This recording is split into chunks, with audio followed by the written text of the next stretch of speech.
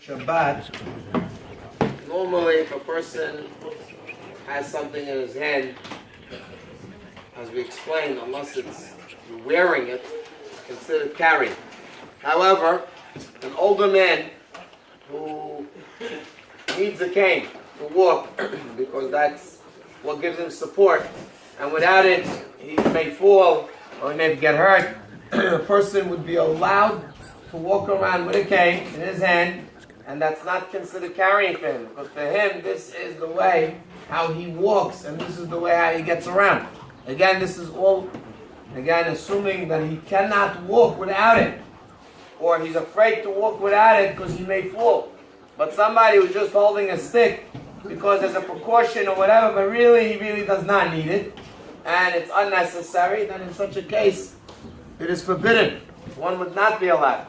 Same thing would apply with somebody who needs to walk around with crutches, broke a leg, and now he needs to walk around with crutches. Normally a guy walking around with crutches is carrying.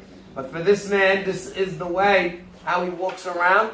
For him, this would be allowed. If he needs the crutches to walk around, that would be mutar. However, as he gets better, and he no longer needs the crutch, and he's able to walk around pretty much by his own 2 feet, even though he's still, it's good to just put the crutches there, just walk around. One should already refrain from doing so, because again, no longer does he really need it, so it becomes forbidden to walk around with such a thing. But again, as long as you cannot walk without the crutches, one would be allowed to walk with the crutches on Shabbat.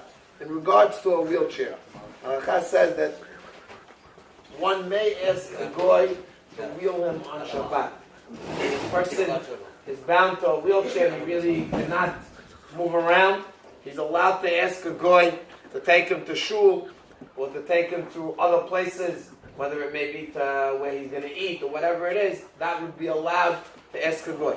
Also, he himself would be allowed to push himself on the wheelchair by moving around the wheels. Again, we're talking about a manual kind of wheelchair. Obviously, if it's electric, then you obviously cannot use it, and he would have to either ask a goy or he wouldn't be able to use such a wheelchair on Shabbat.